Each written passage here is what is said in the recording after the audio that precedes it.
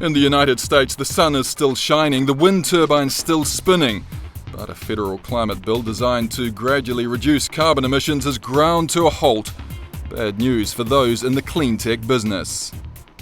That would have been a great policy lever to establish a price on carbon throughout the United States. We can't get anything right now, and what that creates is it creates uncertainty for the investors. At Solaria in Fremont, California, they're making solar panels that only require half as much costly silicon as usual, thanks to innovative lenses that focus the sun's rays. And they're equally convinced a lack of focus in federal green policy is hurting the US. If you look at the solar markets around the world, they correlate most closely to policy. Germany has 40% less sunlight than the United States. They installed 8 times more solar power last year. Cleantech entrepreneur Saul Griffith is working on a multitude of projects, ranging from electric bikes to power-generating kites. He's also not sure how long America will lead the way in creating such remarkable technologies. We're losing brains to other parts of the world, and we're losing the advantage. China's momentum on clean technology is a lot higher than America's right now. Turning to new markets is definitely going on, and of course the number one growth market for clean tech right now is China. In 2009, China spent around $34 billion on clean technology, almost double the United States. In the second quarter of 2010, it spent $10 billion on wind technology alone, half the global total.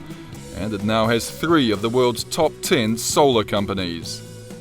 They've gone from manufacturing 5% of the world's solar panels 5 years ago to over 50% today, projected to be close to 70% next year. The US accounted for just over 60% of global clean tech venture capital investment worldwide in 2009. However, that was down from over 70% just 1 year earlier. Venture capitalists are going to be placing their dollars maybe in companies that aren't headquartered in the United States, again, where there is stable, favorable policy. Here in the United States, the cleantech industry views current national legislation as not only being weak, but also inconsistent, and that is a huge problem because it means that future federal policy is as murky as the view behind me. When you have uncertainties in the drivers on the regulatory side, it creates a high level of risk in an area that you don't necessarily have a lot of control over. Stability of policy is far more important than very attractive policy in a lot of ways, because it is the volatility that really hurts from a business planning standpoint. Biofuel company Propel Fuels has 20 stations scattered across Washington state and California. Placing its pumps alongside existing gas stations is crucial for keeping infrastructure costs down. And operating largely in California is crucial for staying in business. Great policy environment here. California's always showed real leadership. In addition, we've got a lot of venture capital funds, a lot of access to capital here in the state. Since 2006, California has collected about 1/3 of global cleantech venture capital, close to $12 billion. While state legislation demands that 1/3 of its energy come from clean technology by 2020.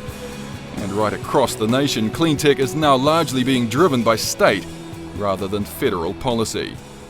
Half the states in the country have what's called a renewable electricity standard, which is a very strong market driver. It says the states are committed to getting 20-25% of their energy from renewables by a certain time frame. Last year, the US exported around $8 billion worth of cleantech products compared to $23 billion for China and $20 billion for Germany. As a percentage of GDP, the USA ranks 19th in the world for selling cleantech products.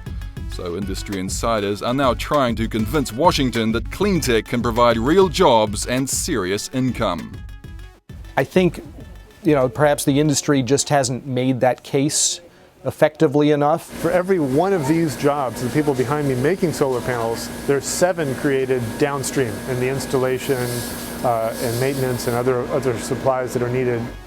But one major problem cleantech faces is the long lead time before either jobs or income are generated. It's not going to necessarily create jobs tomorrow. It's going to create long-term jobs in the next 5, 10, 20 years. It's large sums of money on companies where you don't really know that you have an outcome for often a decade or even more. Another problem is that cleantech industries often involve high infrastructure costs. It's why government subsidies are so vital, but those subsidies can make the industry look inherently weak. It's been a common perception of this industry, but in fact, that is true of the energy industry entirely. So whether you're talking about coal, natural gas, oil, certainly nuclear, they all depend heavily on government policies. This is no different than when we, in this country, were trying to do highways in the transportation era and trying to do other things where there are precedents set that the government has stepped in and really been the primary source of the funding to create these massive infrastructures. With a Republican majority in the House of Representatives, there won't be any action for at least 2 years on any federal climate policy in the United States.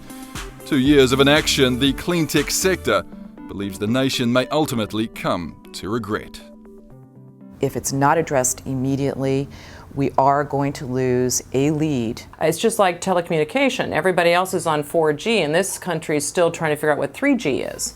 The same thing is going to happen in the energy area. Because of the lack of policy, I do think the United States is going to start falling behind.